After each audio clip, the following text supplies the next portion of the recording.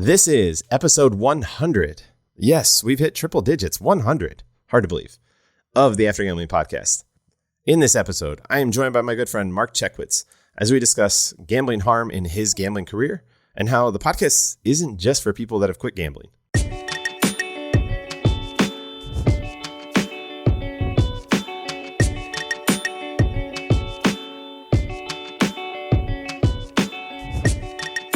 Hey there, and welcome back to this 100th episode of the After Gambling podcast. My name is Jamie. I am a former problem gambler, and now I haven't gambled since 2013. It was when I ran off the riverboat, one of the earliest episodes, which if you haven't checked out, definitely go back and listen to that one. I'll give you a kind of a background of where I come from. And now here I am, all these years later, still sharing what's worked for me, what continues to work for me, what I see working for other people, as well as what doesn't work, what hasn't worked for me, in order to help other people to better understand gambling addiction, whether it's you're trying to address it in your own life or in somebody that you know and love. And on that last topic, for those of you that are listening for friends and family, I encourage you to stick around. One of the very next episodes, it's probably going to be one or two from now, will be with Jody Bechtold. It's another interview that I've recorded that I'm really excited about. We really dive into family and friends. So that one is specific for family and friends. So stick around for that one. Now, before I jump into introducing today's guest, I wanted to obviously give a little update. It's been a while since I've done the podcast.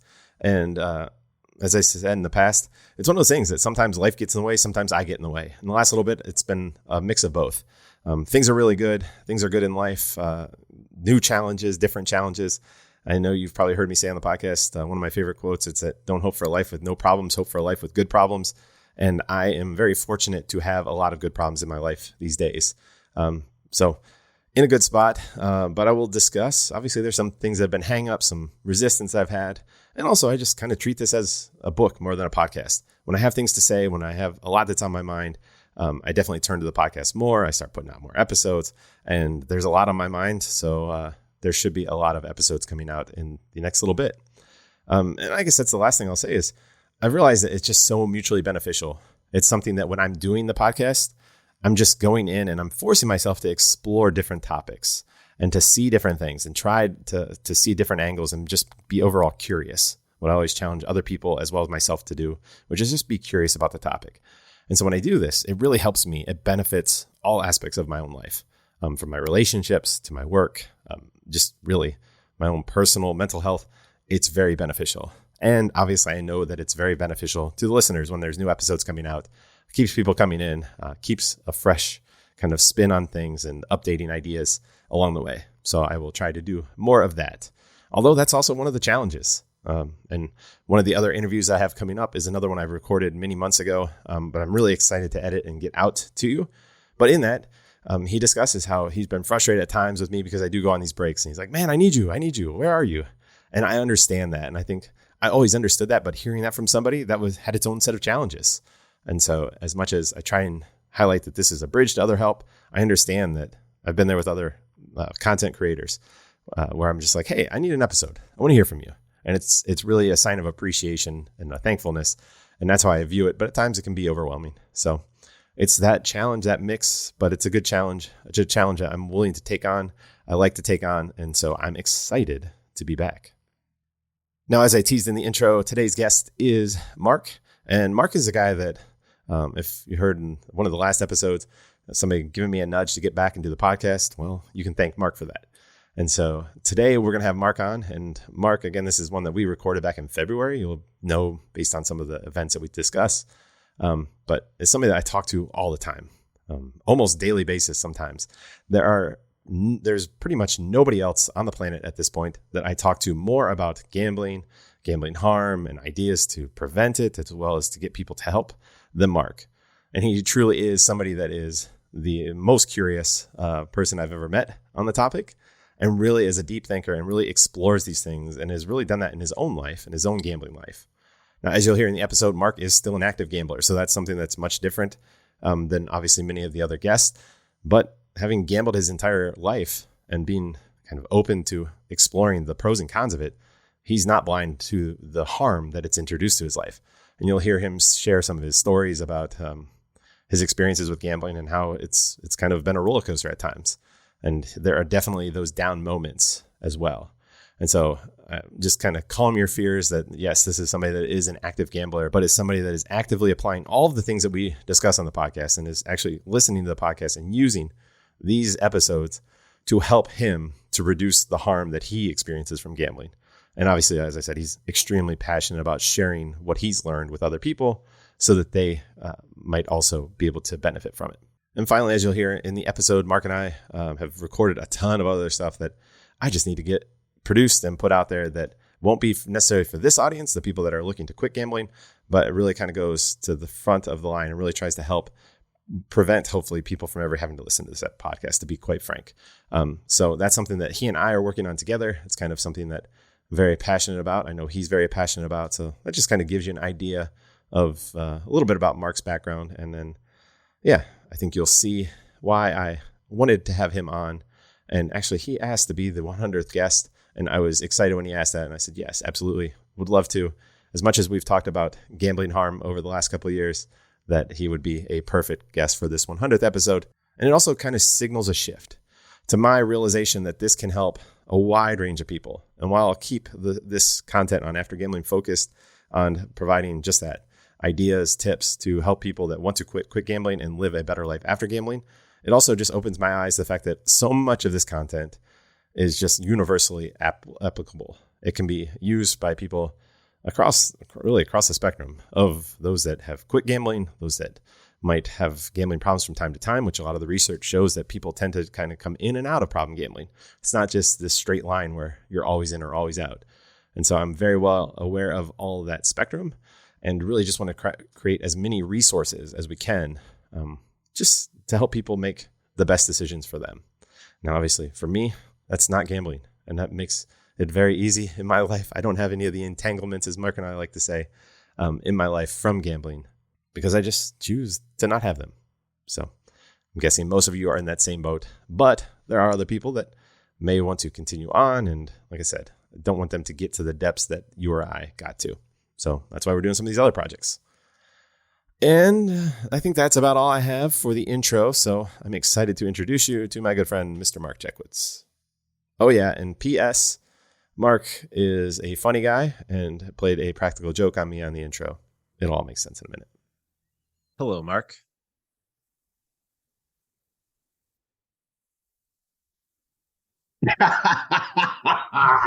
Now that was enjoyable. You just had to come on. I mean, the surprise would have been if your audio worked the first time.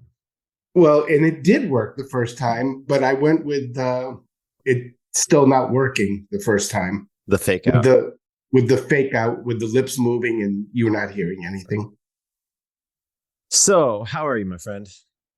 I'm very well, sir. Well, I think we have to approach this podcast differently, right? This is... I'm just going to let you lay it out. And so, yeah, somehow you weaseled your way from being some dude on Twitter that I was like, why the hell is this guy keep like commenting on my stuff? What is he doing? What's his angle? What's his goal? That was about 3 years ago. To now, you are the guest on the 100th episode of the After Gambling podcast. Almost 5 years to the date. I think the first one went out on my birthday or the day after my birthday, 2018. So on your birthday, 2018, just listen to that today. I just did my homework. You did your homework? It was the Gambling Still Sucks podcast. You were way ahead of me. I don't do homework. I wanted to listen to your first episode before I came on your 100th episode, and I am honored. I am honored to be a guest. And who would have thought? You would not have thought that you would have an active gambler on your 100th episode. Well, let me correct you. You are currently not an active gambler, and we can get into that. So it is February, and you will not be gambling for the next 21 days. That's correct. I'm going to let you win this one. There we go.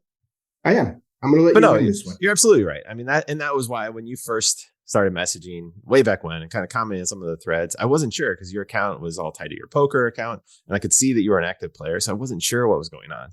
And I think I'll get right to the point early on, which is this has taught me a good lesson. This is one of the important lessons I've learned along the way, which is there are a lot of people that care about problem gambling and care about responsible gambling, care about all of these initiatives that we're all sort of kind of interested in, that don't all look the same. We don't all come from the same background. And that's been really insightful for me and has allowed me to really gain a lot of insight from other people that I've taken into this podcast and I've taken into other places of my life that have really helped me to improve, because I could only experience what I experienced.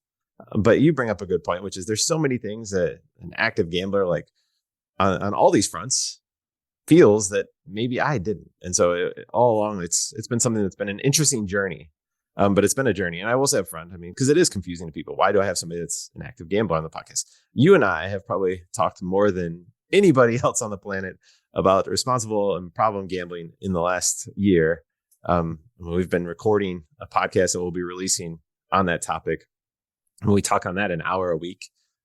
We converse through text. We're on the phone. So I just want to kind of calm anyone's fears. Mark is about as big of an advocate and as somebody that understands problem gambling as well as anyone.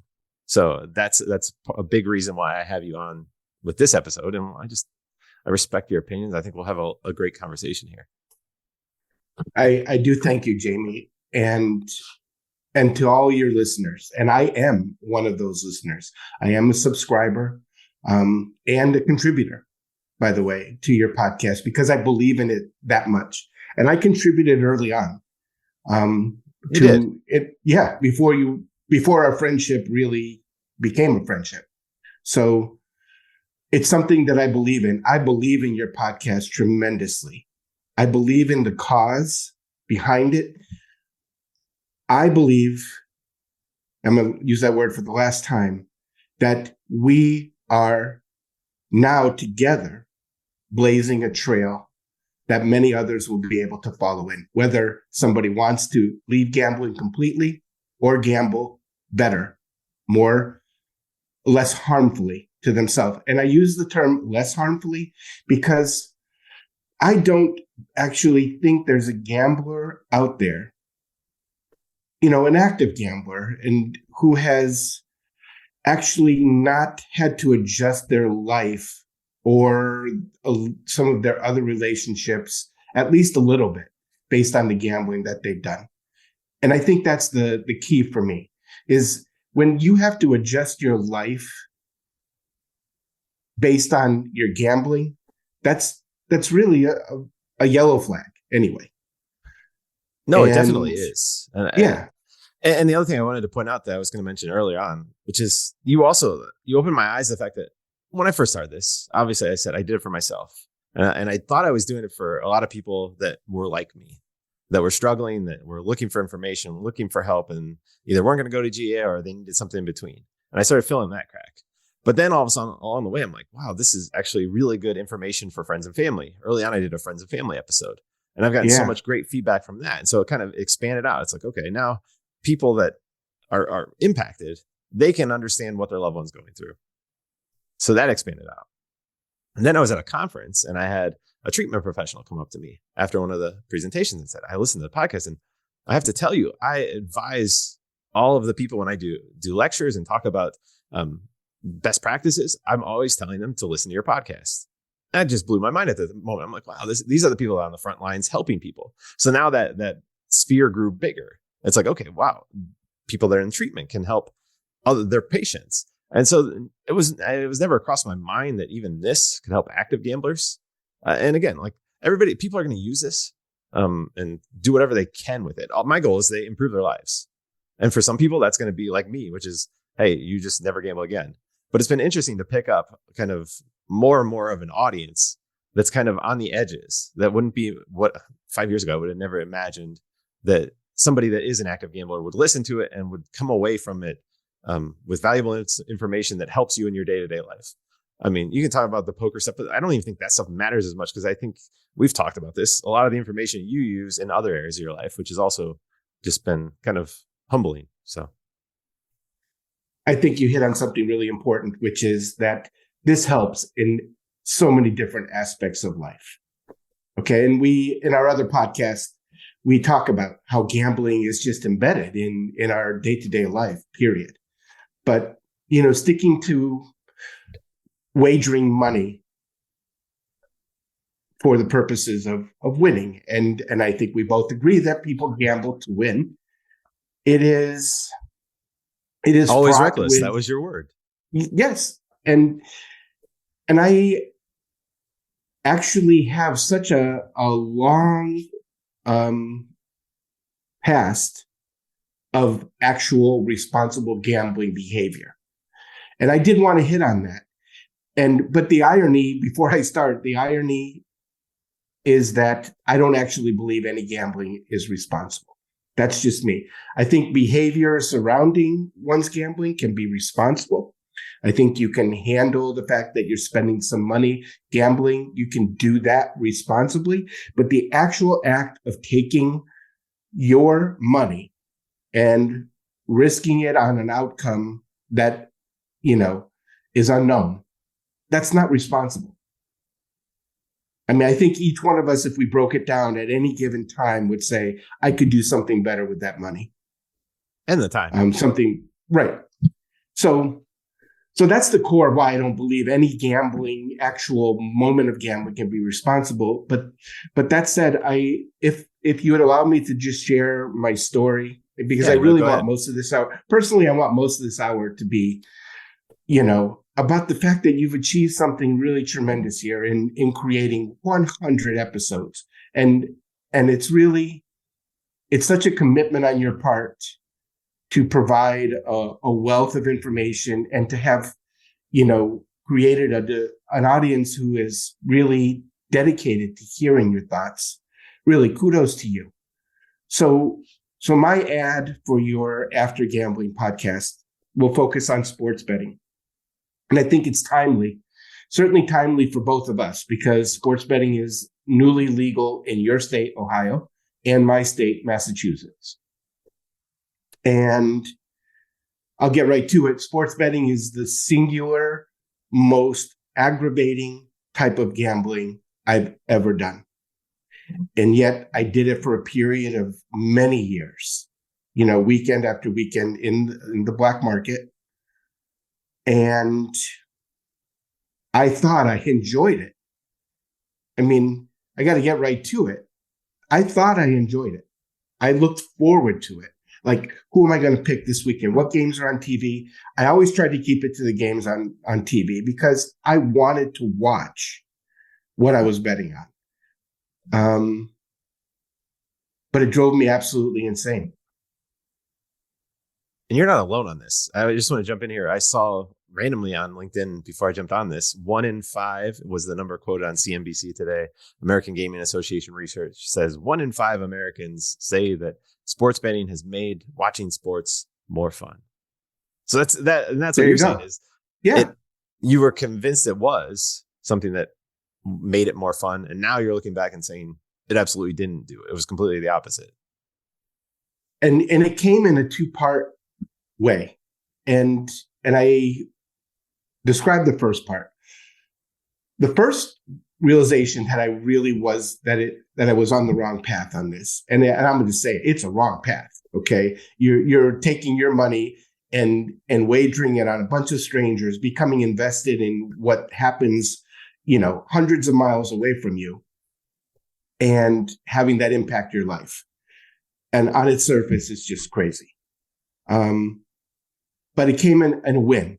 It was a Thanksgiving in 1995. My daughter was a month and a half old. Our first kid, actually, our first child. I was a new father. And I had a young nephew of 5 years old, a niece who was maybe 11. And we all gathered at my mother's house for Thanksgiving.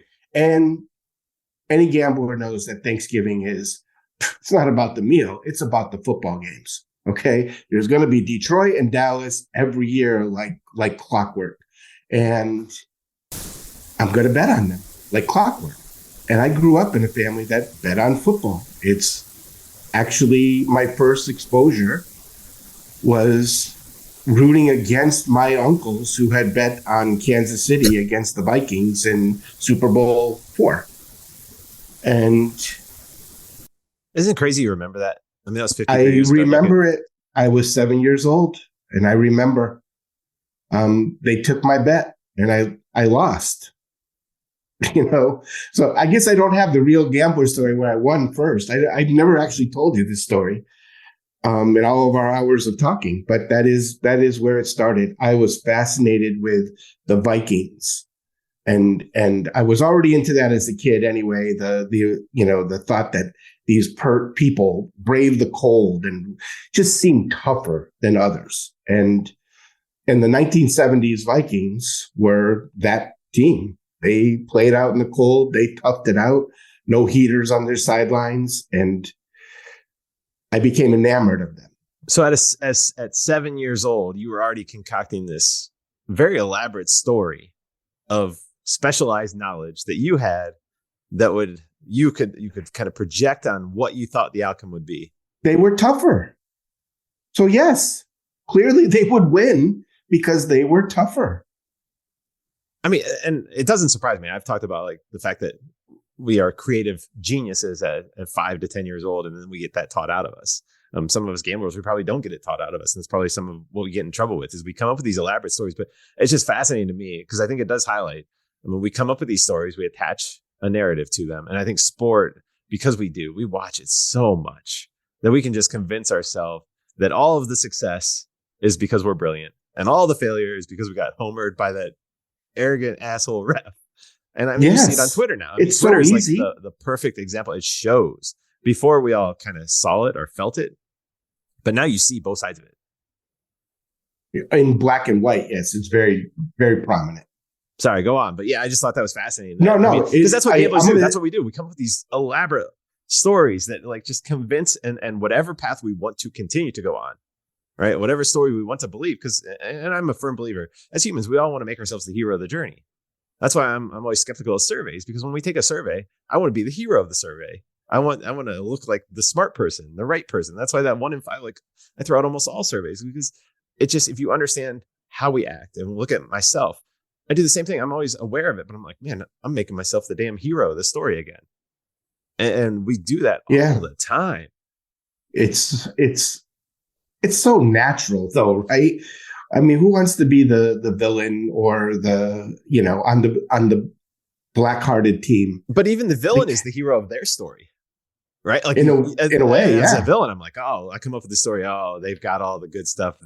They don't think I deserve this. I'm the villain. I'm going to wreck the day and I'm going to spoil their party. Like that's its own bit of ego wrapped up in it. Ego. I think you hit the right word. And there's a lot of ego in picking who's going to win a sporting event. We just inject our own ego into figuring out these people don't know. I don't care about the coaching. I don't care about what their film tells them. Okay. The damn Vikings are tougher than the Chiefs. And that's all I need to know. Okay. And half the time you're right. Thankfully, because that confirms my opinion, and and this is great. I get to start off on this because your first podcast, you just really gave away. I love sports. I'm really into sports. I'm into this. I did this, and my son is into sports, and I'm looking forward to sharing that with him. And I have a little insight now that some of that opinion has shifted. Yeah, I just treat it differently. I mean, we were talking, I think it was yesterday, about sports. I see it. I rarely sit down and just watch something by myself. I just think that's a waste of my time and energy. But my son is really into it. So if I'm going to watch something, I'm going to watch it with him.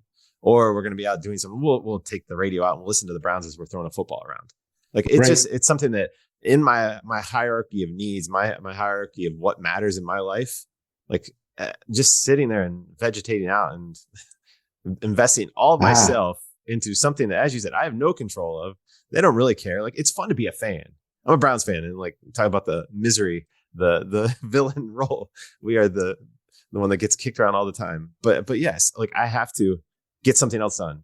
I started way back when. It started with the Browns being terrible. I would do the yard work in the fall because at the end I didn't want to be pissed off and angry that I just wasted 3.5 hours. And that's learning and growing and developing. And that's ultimately, I mean, this podcast, 100 episodes, is me learning, developing, and growing. Trying to look at the world, dissect, figure out, well, where am I getting things right? Where am I getting it wrong? And I continue to do that, and will hopefully continue to do that. If I ever stop doing that, then I'm going to be really concerned and worried. But yeah, I think it's a natural progression. But it forces us to go back to that ego point of we have to address something that we previously believed and take the L. That episode, so many people love that episode on taking the loss. Taking the loss, avoiding not falling victim to loss aversion, where you just kind of keep pushing it off and hoping that it turns out all right in the end. I had to take the loss that, my views in sports when I was 20, and it was fine. I was a different person. I didn't have a family. I didn't have other interests. And so I could be 100% invested in them, but now I like playing. I like being around people. I'll gladly, we have the big game coming up this weekend. And we do. I'll watch it. I'll cook wings and we'll watch it and we'll enjoy it. But that's with family and that's with friends. Like that's a whole different vibe. And I think so many times, and we've talked about on the podcast and we've talked about in person, I get in trouble whenever I try and do things or I do things that are isolated. And that's the Johan Hari. Like the opposite of addiction isn't sobriety. The opposite of addiction is connection. And watching sports, betting sports is such a solo pursuit of ego. It's me. And it's just, if nothing else, it's a great thing to just kind of prop up and shine a light on, because then you can move it to something else, insert other behavior, other activity in our lives and examine those same things. So I got you to segue me right to my winning story. It's Thanksgiving and I have bet on the Detroit Lions. And what happened was, people migrated from the dining room table, which is a separate room, to the living room to watch the game. Some people did, and my gambling interest became more centric to the gathering than the actual getting together of family and having the meal, whatever. So as the game progressed, more and more people migrated to the living room and joined me in rooting for the Lions. And it became very, very exciting. But that is what we were focused on. We were focused on those people with the Lions on their helmets and whether they would win or lose. And they won. And it was so exciting. Everybody felt great. My 5-year-old nephew was on top of me and it just hit me in that moment. I can't tell you how quickly, but I looked around and all of us had gotten together for this yearly event at my mother's house. And we were just watching a football game, hoping that I would win some money. And I knew in the moment that this was just not good. And I wouldn't even have a debate about this. This is just not good. And so I decided I wouldn't bet on holidays. So this was the first thing. And that was pretty easy. So I didn't bet on the Dallas game that followed. And I didn't bet, the Christmas football games, bowl games. But then it was 10 months later, October. And I love betting on the Vikings. I bet on the Vikings October 6th, 1996. So I do have the date. And it was just pure torture. The Vikings were favored by 3 against the Carolina Panthers, and they ran off to this 14-0 lead up and down the field. And the Panthers quarterback threw 4 interceptions. Vikings missed a field goal. And then at the end of the game, they were in field goal range, easy field goal range. It was 14-12 because of a safety. I was ahead by 5, and then there was the Vikings took the safety, and the Carolina was now covering the spread. But then the quarterback threw a pick. The Vikings were in field goal range, 2.5 minutes, and they were just able to get the first down, which allowed them to run out the clock. with the 14-12 win. And I just like, I can't, what I went through for 3 hours, I just like, I can't do this any longer. And I had made arrangements for my friend to buy DirecTV's Sunday ticket. This is 1996. I paid through the freaking nose, okay, $1996 to pay for his Sunday ticket so that we could go over there and watch the games. And, we were probably 5 weeks into the season, I'm guessing about that. And I was done. And I never went over there again to watch a game. I had paid for the whole season, prepaid. He would ask, what's going on? And I'm like, I'm done. And I was done for all intents and purposes.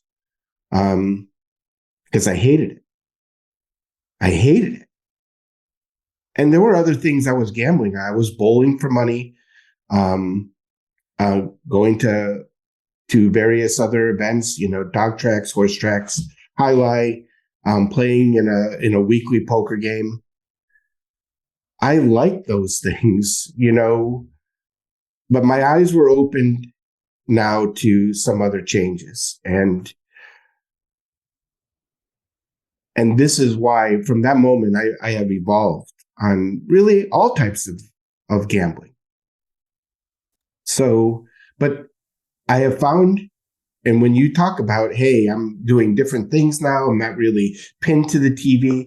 Well, the sports team owners and the commissioners and everybody, all those people involved, well, they know that.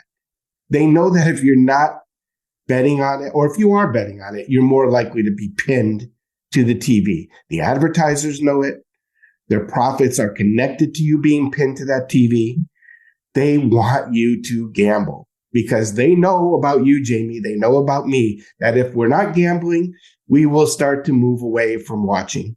And that is what has happened for both of us. Yeah.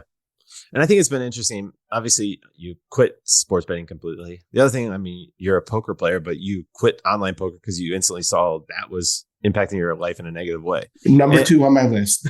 Yeah.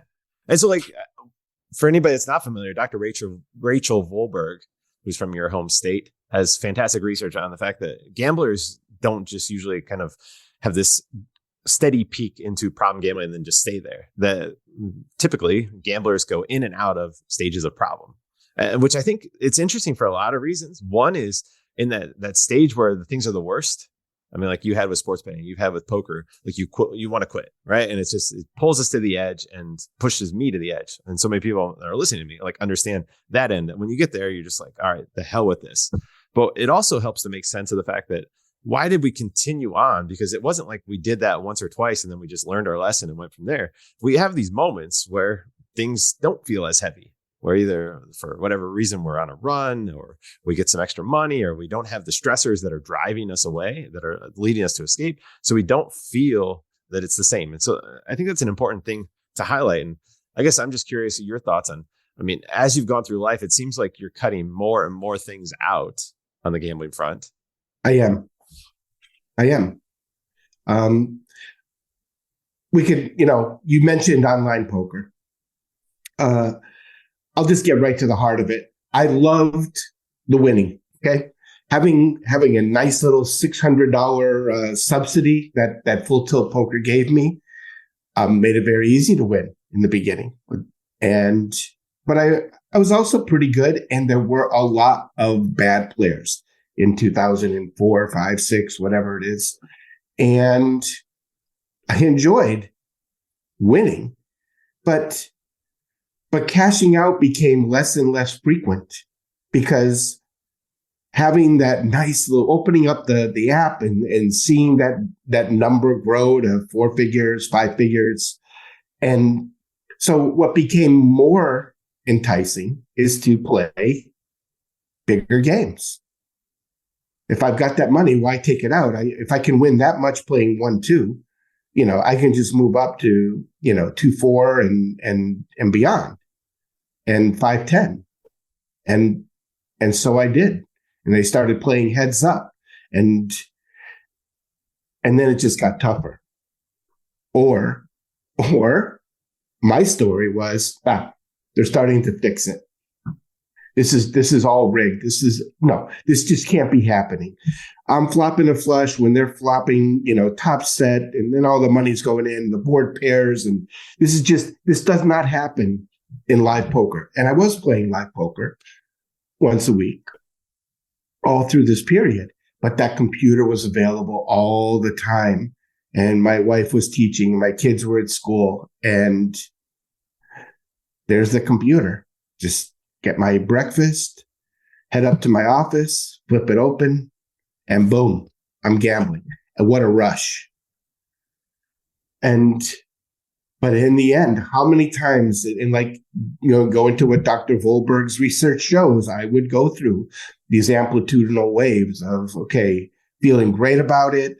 Yeah, I would pull out some money. We'd go out to a dinner, take a little vacation.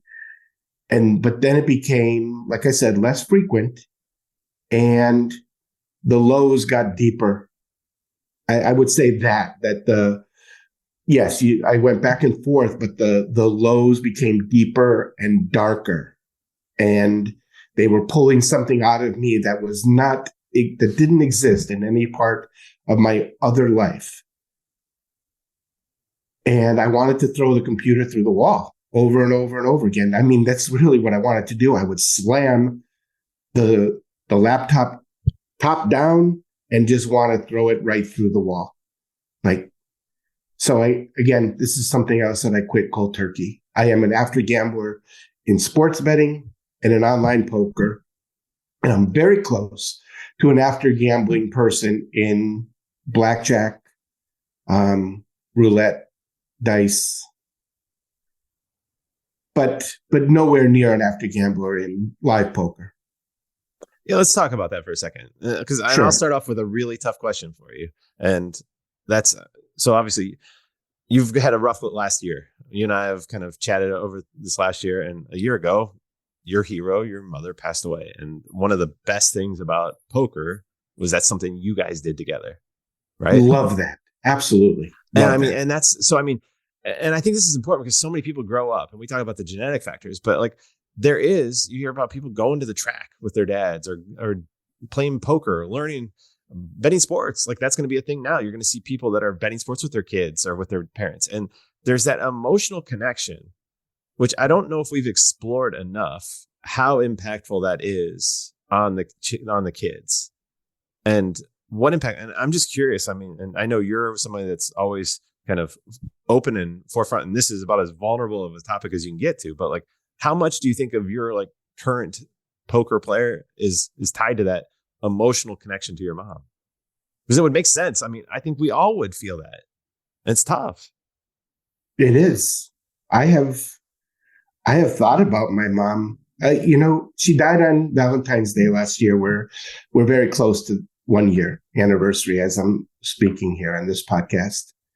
And, just before she passed away, she wanted to sponsor me in a tournament. And so it was 3 weeks before she died, I won a poker tournament. So I can tell you, I mean, you're asking this question. That's always going to be it. It was, I know what I believe. I know what I experienced. I could not lose playing this tournament. I just couldn't. I was chip leader from 32 players on down all the way to the win. And it felt very much like my mother was just involved in that somehow. And so emotionally, when I go play tournaments, I feel like, okay, I talk to her. It's come on, Mom, we got this one. And this one is really tough because she also, she just loved playing like I do. We both love playing poker. She past tense, but we both loved it. And that connection. So for those listening again, my mother and I would travel an hour and 15 minutes every Saturday to go to Foxwoods. And we're here in New England. And we'd make that journey and we'd play for hours. My mother was a grinder, like unbelievable, and even into her 80s. And then we drive back. And that was, I would never, you couldn't even make me want to say anything bad about that experience because it was so real. We'd be pissed when we lose, and either way we'd snap at each other, and we'd also enjoy the wins and conversation about life. My mom was so real, just so pure. And I want to live my life that way too. And talking about gambling, I'm going to be real. I still love playing poker. I do. But I have been able to look at other things. I convinced my mother that it was completely inappropriate to buy lottery tickets for her kids, my kids, her grandkids, under 18. We're just going to follow the llama. You can't do this. I know you think it's good, but from the moment of that Thanksgiving betting, I just started to look. I became convinced that this was what was done to me as a kid. I wasn't going to have that done to my kid, to my sister's kids, and we were going to make a change. So I got her to stop buying lottery tickets for the kids. I got her to stop playing Keno when she had the grandkids. Stop them from, don't have them pick numbers for you. If you are playing, keep it completely secret. She did all those things. I kudos to her. She was able to modify her gambling based on the help that I gave her. And it helped her in her last couple of decades. She became a better gambler, Jamie, and she still enjoyed playing poker, and she did it in her later years without having credit card debt hanging over her. And, I convinced her to spend less money on Keno, and I showed her, how the percentages worked against you. But I look at somebody in retirement. I was very honest with her. It's like, look, you need to do something. This is what you enjoy doing, but you've got to make sure that it isn't causing you harm. So I budgeted with her and told her, it's like, yeah, you can do X amount based on your income. But for me, I don't feel as if I'm ever going to give up playing poker. I don't. I like it. I do. But what I am convinced is that I cannot let it be a key relationship in my life. Yeah. And I thank you for going there. And you kind of answered how I thought you would. And I know it's something that I don't expect you to ever give it up, because I think there is that emotional connection, which, I can see how strong that bond is, and really that emotional connection. But I think it's important to highlight and for everyone to look at and just understand, because we often look at it and it doesn't make sense. Like we just look at the money side of things. And it's like, oh, just stop playing. But if we don't really understand that there's all these other emotional drivers, and for you, obviously it's this connection to your mom, that it's a big part of it. It is. I would say it's probably one of the biggest ones. I think personally, if you didn't have that, I think you'd be co-hosting this podcast in just about all fronts. I don't know about that. I like other aspects of poker that don't involve, the fact that it ties back to playing with my mom and dad. I think it's a great game. I do. I just think it's complicated by the fact that, people are going to lose money. But if you take it at its social level, there are a lot of metaphors for life. I'm not gonna delve too much into that. This is an After Gambling podcast, right? But truthfully, if we can learn from something, no matter what it is that we learn, then we have to really examine how to take care of that situation. If I am learning from poker, I need to take care that it does not harm me. If it's, I truly believe this, if it's keeping my brain sharp, because, okay, I have to assess, I have to react, I have to think, then I need to take care that I can keep that in my life in a way that won't harm me.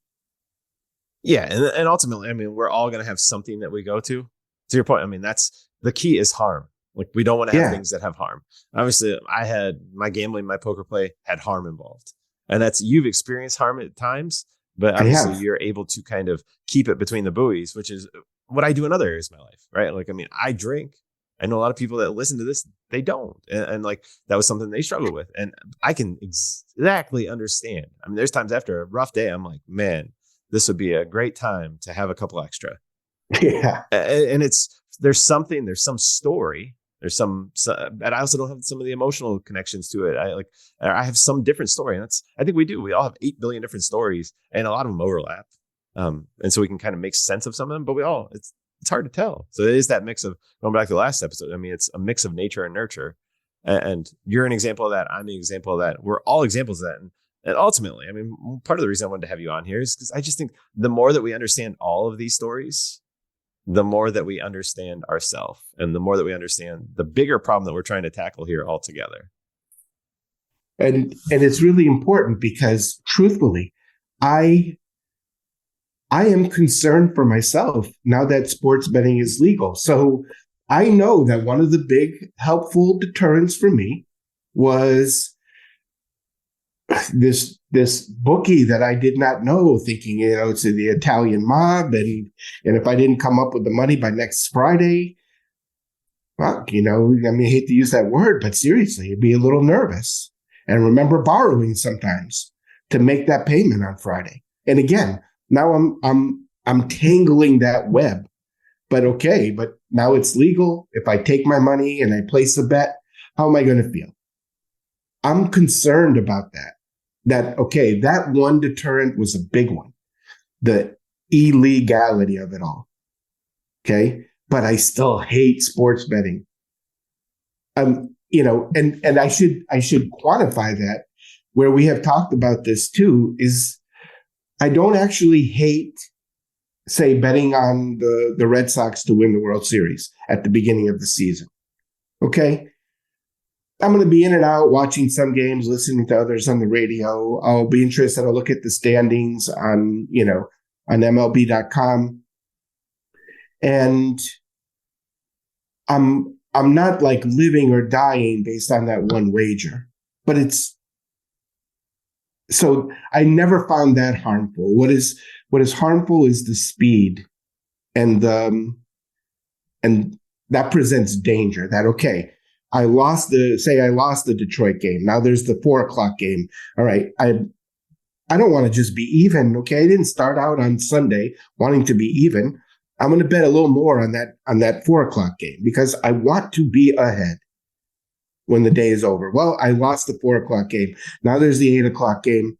Again, the thinking is the same. I don't want to break even. I don't even want to just win a little bit of money back. All right. I've created this own, whatever that concept is, where you just keep doubling your bet and sooner or later you're going to win. I've done that, and I'm not alone, right? I am not alone. Everybody who has gambled on football knows the 1 o'clock, 4 o'clock, 8 o'clock Monday Night Football schedule. They know it well. Okay. And Monday night is the get it all back. Throw the Hail Mary at it. And boy, if that doesn't work, then it's a short ride to Friday. And it's a stalker. Okay, gambling addiction is a stalker.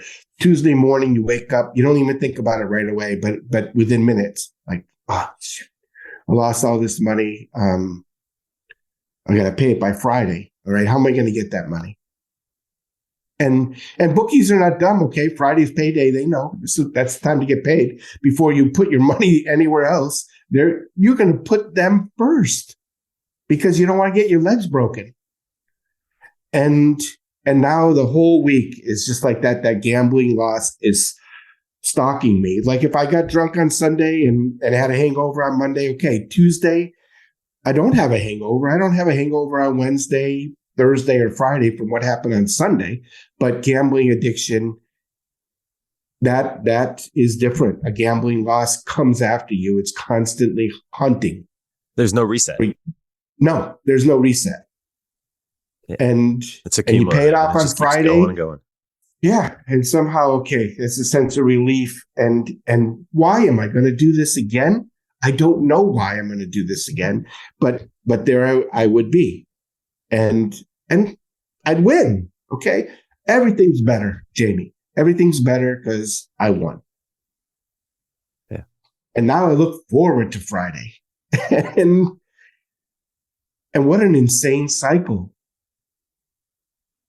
And we do it in all areas of life, or so many areas of life. I mean, Go for it. Tell me where else we do it. Well, when you were talking about earlier about how you increase your bet size, and it's like, okay, I have this money in there, so I'm going to go up, and I kind of hinted on it. Or I think I touched a little bit on it in the nature and nurture, which is we're wired like the same things that lead us down a negative path lead us down a good path, right? Like we're aspiring, we're always innovating, trying to get better, improve. We're always trying to one up like our competition. And that can be really good in a business setting, but it can also be terrible in life. I mean, how many times do we see the keeping up with the Joneses? I mean, that was in the 20s. I always had that. And so many gamblers, we have that. We look at your neighbor and they have a nicer car. They come home with a new car. And all of a sudden you're looking at yours and you're like, man, you feel inferior. There's those emotional things. How are other people going to judge me? And like just kind of going back to that ego. And so we go out and we buy a new car and we up our spend. And then we get a promotion at work so we can sort of afford the things that we have. But then now that we have a promotion, we go out and spend more money. And we do that same thing, like the same thing I did at the poker table, I can do in life. And I'm right now, I would say I'm in a spot where don't really fall into that trap. Knock on wood. I've kind of gotten to a mental place where I just see it as a dumb game. It is endless. I mean, and I actually learned that early on. I heard the dumb joke, like the guy that buys a Porsche, it's his like worst day ever. I forget, I'm butchering it, but he basically says, "Oh, that's what it is. You know what the worst day in the life of a guy that buys a Porsche is." Oh, I'm butchering this shit. What a disaster! I should cut this out, but I won't. I'll leave it in. But essentially, like the fact that when you buy a Porsche, the guy is miserable and sad because he realizes he's too damn poor to buy a Ferrari. Is the message.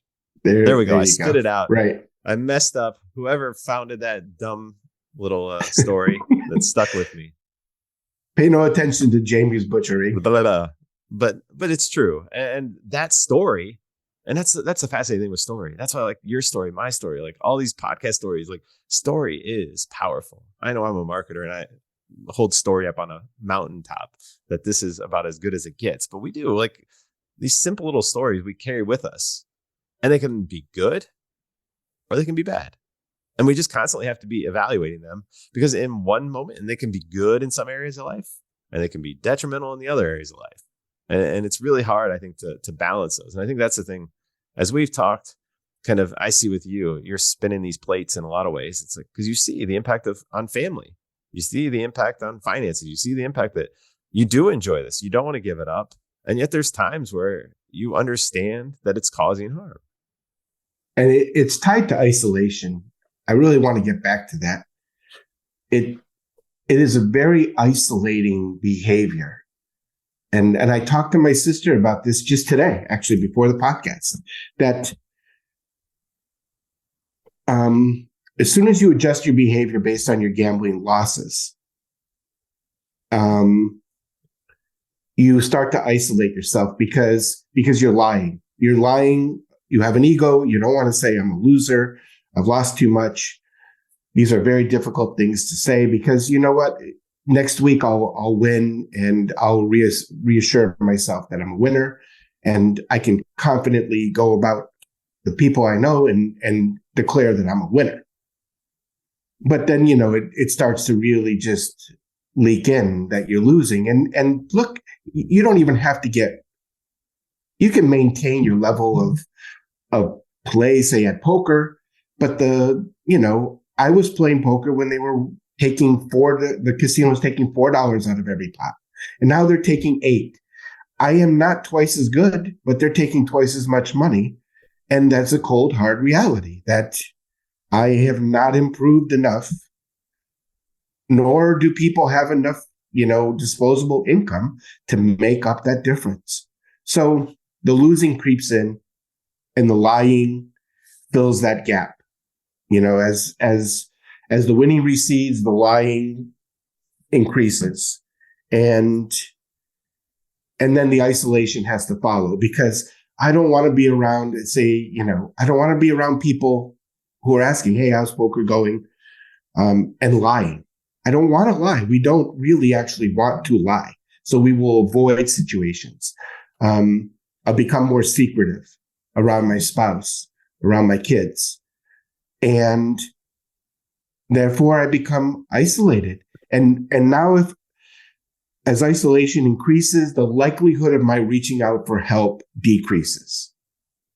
That's very important exponential concept here. And I really do want to bring this, up to people. Like, look, the more you lie, the further you are away from help. It's going to be a big leap, because there's more at stake now in terms of breach of trust, that it's going to be hard for people who love you to understand, why did you lie to me so much? And yet we completely understand. We empathize and understand why those lies start in the first place. Yeah. They start as the white lie that, okay, well, it's a short-term white lie that I'll be able to cover for. And then, because you don't really want to lie. I never really wanted to lie. You don't really want to lie. Nobody wants to lie. That's what I say. We don't want to. Now, here's the thing, which kind of challenges the whole thing on gambling. Like, you talk about how the losing creates isolation. So does the winning. So? What happens when you win? What's the best way to win? We've talked about this on the other one. My theory on the best way to win is to shut your damn mouth. But our egos won't do it. Our egos will not lie to let us do it, right? No. Well, one thing, like in your case, you win a poker tournament. Everybody knows. Everybody knows you just won. Yeah. Right? Super Bowl. Somebody's going to win. And then next year, like this year, the Rams, they sucked. They had some things happen. They lost some players, whatever. But it's hard to stay on top. The reality is you're not going to stay on top, especially with gambling. You are going to lose. You're going to play. You're going to win. You're going to lose. The problem with the winning is we create this mountain that is like a peak. And then all of a sudden we try to maintain it. In our mind, we're trying to live this fantasy that it can be this straight line up and we can keep getting better. And so then we start losing. And that's a little bit embarrassing because, hey, I was really smart last week. I won a tournament last week, or I picked the games last week. And I told all my friends, I bragged about how great I was. Same with stock markets, same with crypto. You see it with the NFTs, everybody, hey, have fun staying poor, right? And so everybody's chirping and chirping and chirping. We all chirp. And we should, in a way, because we feel good. But then we start to raise that level of expectation so that the moment that starts to fall away, there's a little loss. Then we can handle that. Then there's another one. All of a sudden you're looking around. Did they see me? I mean, you at the table. You start with X and you make it 3X. The moment that starts to dwindle, everybody around you knows that you just had X. And so subconsciously, you cannot avoid the fact that everybody's looking. No, man, do they think I'm a fish? And your ego starts to take a hit. And when that happens, we isolate because we just build up this big story. We told everybody how brilliant we are. Now we're starting to question ourselves. Now the results aren't backing that up anymore. And so what are we going to keep going around saying, hey, you know what? You know how I told everybody I was brilliant and I won? This is loss aversion. We avoid it. And the key is if we just, one, keep our mouth shut, or two, on the wins, highlight the losses just as loudly. But again, you have to be, you can't be isolated, but we naturally isolate. And so in a way, if we're looking at this and there's two options, you're going to gamble. So when you win, or we start with the loss, when you lose, you're going to isolate because you're going to be embarrassed. You're going to be frustrated. You're going to have a white lie. and you go down that path. So that ends up pretty terrible for all of us. When we win, we start bragging and creating this false belief. The 7-year-old in you, was a brilliant picker. You understood that those Vikings were tough guys. They were way tougher than anybody they were going to play. So of course that was going to be right. And when you were right, you convinced yourself. But when you were wrong, you're like, you're not. And so you pull back into your shell. Like, I can't unsee the fact that like, it doesn't matter. Pick a path and it ends with isolation. That's true. It's true. You convinced me because you can't stay a winner. There's no way of staying a winner. The finest sports bettors out there are what, 55, 56%? Right. Micro edge. I don't even know if it's that high. I think it's like 53. Yeah, which is okay. This is nothing to write home about. That's flipping a coin, a few thousand times. Yeah, some people are actually going to flip heads 53% of the time. Right.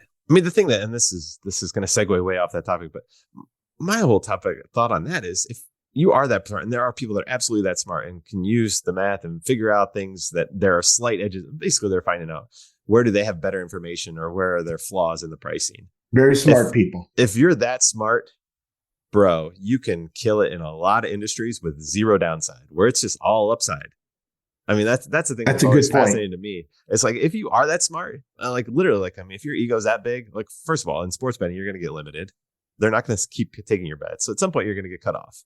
So like, why go down that path when you can go somewhere else and apply that brilliance? Also, just, I mean, we've talked about, I mean, gambling is very much an individualist pursuit.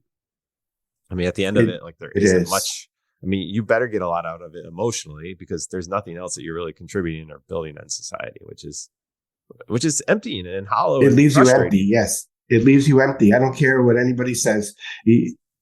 They will not be telling the truth if they say that it fulfills them, because you could be the best poker player, the best sports bettor. Being successful at that means that you are deriving money from other people's losses. There's no way around it. That is not beneficial to society. It just isn't. Had a long pause. I normally have something I'm going to throw back at you. I have nothing to add there. No, it's absolutely true. I guess the only thing I'll add is there's a lot of other individualistic pursuits which are just as non-rewarding to the world in a whole. So there's a balance to strike. Right? Like, we got to figure out what are those things that we're going to do things. We should do things in our lives. There are things in my life that I'm going to go do, whether it's play golf or whatever, that it doesn't benefit the world exactly. And I guess one thing I'll say is, like, if I go, maybe I come home and I'm happier. But again, that's something I'm playing within, definitely way within buoys. It's not impacting my mood like gambling would. It's not impacting my finances. I know what I'm paying up front, right? So, and you can do some of those same things with gambling, but it's really hard. It's very seductive that you can try and like ride that scale up.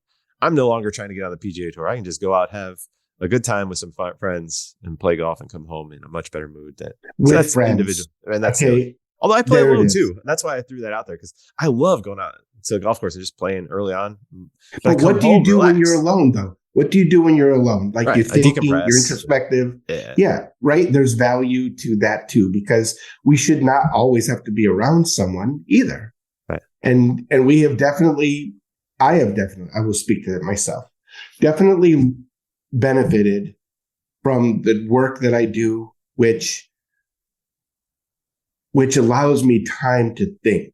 And a lot of what comes through in what I'm talking about now, I have benefited because my job allowed me to think and reflect on my behavior. But if the speed of gambling becomes so fast that there's no time to think, no time to reflect, there's always an event 24/7, like the cryptocurrency exchange, where risk, micro edge. What a terrible thing to focus on over and over and over again. And I'm using the word terrible because it is. And that cannot in any shape, way, or form be characterized as enjoyable. Let's talk about your crypto experiment. So you like to make yourself a little lab guinea pig. Yeah. Yes. And there's been a lot of people that reached out about like kind of crypto. There's a lot of people that listen to this that were crypto investors, I quote, air quotes. I mean, the thought of, but just played in crypto and lost a lot of money, obviously, because that's very common. Well, that's what happened. That's what happens. And that's, so you did a Recently, 1 year experiment. Yes. I mean, we can give the express version, which was you weren't sleeping.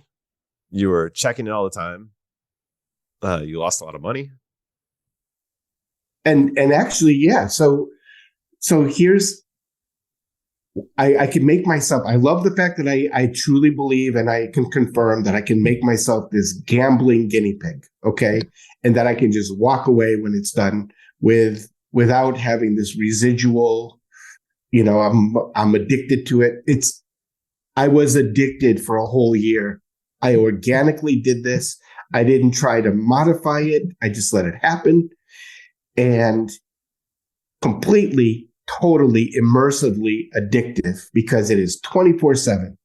So, but I was able to stop when I said I was going to stop. And I have done a couple of dabbling since then, but it is not the same. It's far from it, actually. So that was the end of last February. It's been almost a year. But I did it for a whole year. And I can come back and say now, I would love to have researchers be able to hear this. So I hope they're listening right now. It was not healthy. It is just not healthy because I cared about something in an inordinate amount of, it took up an inordinate amount of space in my brain. And to what end? I lost a little bit of money on the crypto. I lost a ton of money on the fees. So kudos to all you people who, were working at Coinbase, because I helped preserve your jobs for a year, but I didn't do anything. My wife became concerned about me. But I explained to her what I was doing, but that's still, how does she know I'll be able to quit after a year? How did I know I'll be able to quit after a year? I didn't really know for sure. So it was very concerning for her to wake up in the middle of the night and see my face plastered to the phone, waiting to sell because it was spiking at this moment. And you only have a few minutes to just hit that peak. And man, the euphoria of like smashing it perfectly. Well, that was very minimal compared to how many times I would miss that peak, sleep through one. Did it bring back the slam your laptop, throw your phone type things from your poker days? Okay, it did not bring that back. That's interesting because what was key to those, and I've talked about this with you before, is that I didn't believe it. Crypto was believable to me because I believed that there were a bunch of people just going nuts and sitting around on their phone like I was, and just trying to hit the moon right then. And that was happening over and over and over again. SBF was behind the scenes doing exactly like you were. But at the moment I was doing backwards. Exactly. I should not have been believing it. Right. But I did. And so I can definitely highlight that the anger came from actually not believing, thinking that things were rigged against me. Well, I have to say, on behalf of myself and everyone listening, we're glad you are the only guinea pig. We don't want to sign up. So don't. To what end? I mean, again, that's it. To what end? Okay. If Bitcoin is going to be worth something, then buy, if you have excess money, or, and I use that term carefully, if this is what you think will be a growth, trade for you over time, then go for it. But you can't be checking that price over and over again. And if you find yourself checking that price over and over again, then there's something wrong. There's just something wrong. Yeah, and there's so many holes. The storyteller in me, there's so many holes in that whole story. Well, we don't need to go there. We don't need to go there. I'm just pointing out that if you want to. Right. But what's important is the behavior that's attached to it, Jamie. Okay, it's the behavior attached to it. If it's affecting your behavior and it's making you change relationships, then it is not a good product for you. And that resource, your time, your thought, those are resources. You talked about it with sports bettors. The resource, the time lost. And that happens. A lot of young men, especially, are losing their 20s and 30s to these pursuits. And that's devastating. It is. And it's also an opportunity, right? I mean, I'm a strength, weakness, opportunities, threats. I mean, there's always the good stuff on the other side, which is you and I have, I think, done a good job this last year of exploring these topics live. And we apply them to all areas of our life. And that's hopefully, I think people will listen to this and will maybe these will trigger some thoughts, some behaviors they have. You quit gambling, but now all of a sudden you're moving into something else.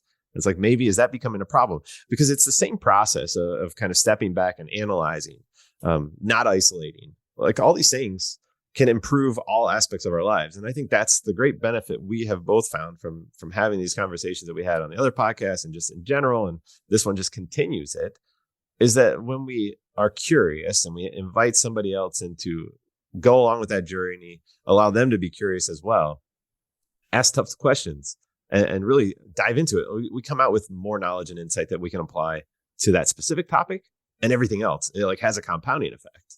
I mean, I use the things that I learned, the lessons that I learned from gambling that I paid a very steep price for. I'm able to use those to apply them to my life. That's a big part of that. Why I'm not on the treadmill, the hedonic treadmill, trying to go up and one up other people and keeping up with the Joneses. I tried that. It sucked. It was miserable. Move on. I learned from it. And that's where if we can keep this understanding that the framework is the same, right? The process is the same. What am I doing? Is it beneficial? What are the downsides of it? Because everything we do, what's the ego part of it? What story am I telling where I'm the hero of this story?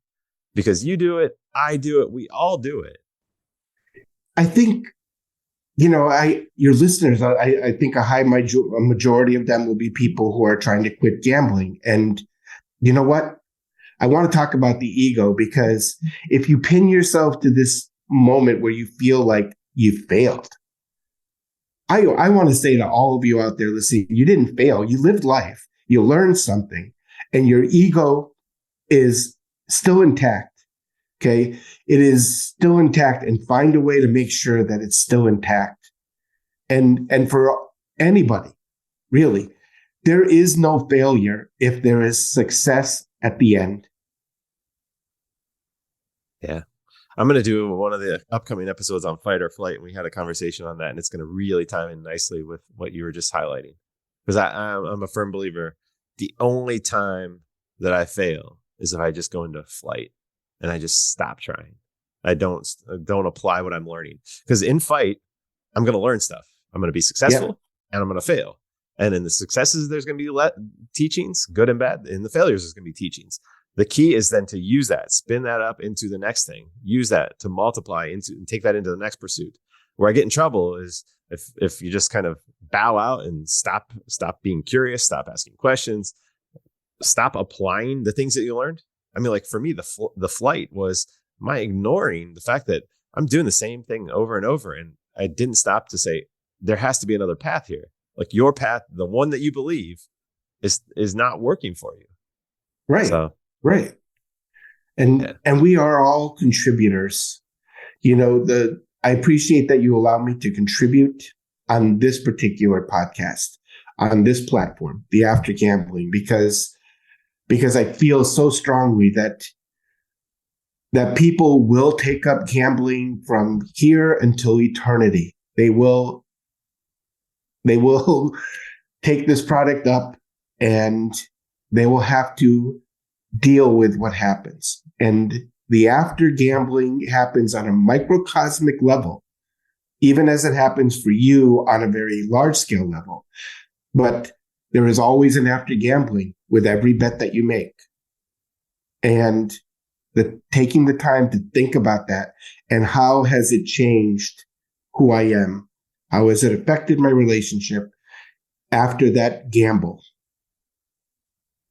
Is really crucial. And that's crucial in any part of life. Like you take the risk to get married, Well, I didn't take any time at all thinking about the consequence of saying I do. I just barreled through it, and I was in love. My wife was in love with me, and we were going to build this perfect life together and stay in love forever.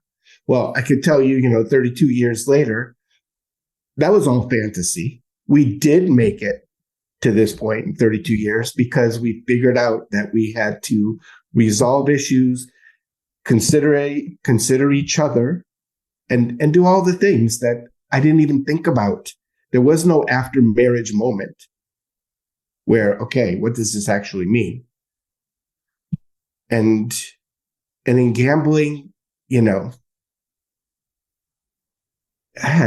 need to be the hero. I'm going to use your term. You don't need to be the hero. You got to be part of society, part of connecting people, be a connection. And you have been a connection for me. I am so appreciative. And I appreciate that I have been a connection for you. You're my best friend on Twitter, hands down. You are really it's been the one thing that just makes me, I can't possibly think that Twitter is a bad thing because, I met you. Same. Yeah. I mean, it's been fascinating to see how this has evolved. We've still never met in person. And it's the digital age. And this is why I'm so bullish on the internet, because I think it does. It brings people together. I mean, all the stuff we talked about all through this episode. I mean, people are going to listen to this all around the world, which is going to allow connection. And that's too many times. And I think the easiest thing is to put up the walls and to isolate. I mean, I could have done it on this. I could have said, no, Mark, you're an active gambler. You're not allowed on this podcast. There's a wall there. Right. But ultimately, like, I hope that people pull a lot from this. And I know I pull, ultimately it comes down to, I'm the litmus test. Our conversations have helped me so much. And so I'm confident that they'll help other people. But again, if we let those walls come down and kind of just connect and understand and be curious and not judge and not make assumptions and take losses and all these good things, I think friendships like we've developed can happen. And I think ultimately we both end up better for it and the world ends up better for it. So I'm glad you were on this one. I appreciate the opportunity. How do you feel after 100 episodes, sir? Lazy. Yeah, I like it. Why did you change it from Gambling Still Sucks? Did you not read the episode? No, I did, but come on, people don't need to go back and find out why you changed it. Tell us here on the 100th episode. I'll recap that one. So Gambling Still Sucks was just my reminder. It was my daily reminder. Hey, for me, like, this is not a good thing. Like, I needed something. And the other reason, the reason I named it Gambling Still Sucks was in the time there were all these gambling podcasts, like How to Gamble. And so I was like, how am I going to let somebody know at a glance that this is not a How to Gamble podcast, that this is for recovery? So the marketer in me said, okay, gambling still sucks. Like that. It's pretty easy to figure out. But then I was a little bit in and I had changed. I had evolved even just in doing the podcast in about a year in, I think. So I don't remember. I think I did about 15 to 20 episodes. I have to go back and look. And somewhere in the teens. And it was around the time I went, the first time I did something publicly was with NCPG in Cleveland, the National Council on Problem Gambling. And I was just at a different stage. And I really felt like, okay, this is life after gambling. And I wanted to switch from, I didn't want it to come off as a negative tone that like, it was so focused on like the gambling still sucks and kind of a negative vibe that I really wanted to switch up the vibe because I was in a different state. I love that. I was kind of seeing like, I wanted it to be more growth and development. And it kind of opened the door for me to talk about some of the other stuff that we talked about in a lot of the last episodes where gambling is kind of a throughway, but it's not the main subject. I mean, I feel like anybody could listen to this and get something out of it. And I have that confirmation. We talked about all the different people. I've had some other family and friends have listened and they talk about, wow, that was really helpful. And sometimes it shocks me. I'm like, but it's about gaming. I'm like, no, it's really about life. And that was kind of the switch. Was I wanted it to be kind of a positive spin, not a negative spin. And really just kind of, because we have to figure out like, what's life look like after gambling? And for me, that's really what I'm trying to share. So. It has definitely been positive for me. It has.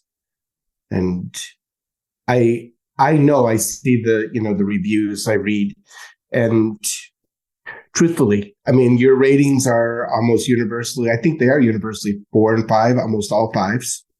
4.9 last I checked. 4.9. And that is kudos to you, sir. Thanks. Kudos to you. Speaking of which, I haven't asked for any reviews in a long time. If somebody really wants to go give this a review, that'd be lovely. And it's mainly just because it's nice to see them. It's cool to see, like, the number doesn't mean as much as it's just a nice message that somebody's out there listening. I can look at the numbers and say 300,000 times this thing's been downloaded. But to see a message that says, hey, I listened to this and got something out of it, it really means a lot. Yeah, please write a review. And I really look forward to hearing more of your After Gambling. I enjoyed the nature and nurture. I'm looking forward to the fight and flight. And I think what I would say is, maybe are we prepared to plug our dual podcast or no? We still are trying to come up with a name for it. I'll whenever we get one, it'll be listed in the show notes. We don't have to put a name on it yet. All right. But that's been incredibly enjoyable for me. It has been. We've been trying to navigate, and that was another one. I mean, talk about like that one. We just started kind of talking. I wasn't sure where it was going to go. I was confident that we would get something valuable out of it. At times, you were like, nobody's going to want to listen to this, and they might still not want to listen to it. It's a very different audience, I'd say, than this podcast. Definitely. And so, if you're listening to this, it might not be a good fit for you. But it might be for like what I'm thinking, the thought process I had pretty quickly is that, you're listening here, you've touched the hot stove. I touched the hot stove. You touched it. And you want to tell other people, don't touch the hot stove, but we know that they will. So I think what the other podcast will be very beneficial for is look, I don't want you to touch the hot stove, but I know you will. So listen to this podcast, and maybe you will keep it within the buoys. Yeah, especially, I mean, the family and friends that probably, let's face it, family and friends that gamble. There's researchers that gamble. There's all, and we also talk about like gambling goes way beyond casino gambling, commercial gambling. I mean, I don't commercial gamble anymore. Like that's just the choice I make. But I'm a business owner, so like there are those other things, and the moment that I order something for a client, I'm gambling on the fact that they're going to pay me. Right. I mean, so there are those things, way less substantial, way less risky. But nonetheless, it's gambling nonetheless. And there's different ways my emotions hit. So yeah, I think I could see some crossover in the audience, but. Well, Jamie, anything else? I mean, this is your podcast. So 100 episodes, 100 episodes. I only skipped out a couple times for 9 months or a year at a time. And I would say I mentioned everybody can thank Mark, if nothing else, for giving me a kick a couple times saying, hey, I mentioned, I think it was in the last episode, the one before, that a friend of mine said, hey, you haven't done an episode in a while. You said you were going to do them. People are listening. And that was Mark. So you can be thankful for Mark. Well, because it is meaningful, commitment is meaningful. And I appreciate that you and I think we tried to do something weekly. We probably are hitting at about 90%, right? Yeah, we are. For almost a year. Once, and I think you got a little upset, and I was like, okay, I'm not going to do that again. I had a big thing lined up for that week. I can't remember what it was now, but it seemed so important at the moment. It was brilliant. Oh, it was. There's no ego involved in this podcast. We lost that brilliance. Oh my gosh, there's a lot of ego in the other podcast. That's a fair warning. But thank you, Jamie. Thank you for having me. Thank you. I appreciate you, and I'll link up where people want to connect if they want to connect with you. And yeah, this is fun. Thanks for doing this. All right, sir. Have a great day. Have a fantastic day, my friend. Yeah. Bye-bye. Thanks for hanging out for another episode of the After Gambling Podcast. Now remember, I am just a guy that had a gambling problem. I'm not a doctor. I'm not a therapist. I'm not a lawyer. And I'm definitely not a financial expert. Although I'm getting better. But still, all of these things are just for informational purposes. I share what's working for me and what's working for others, but please use it as just that, information to help get you to those professionals. Use that as a bridge to get you help that you rightfully deserve.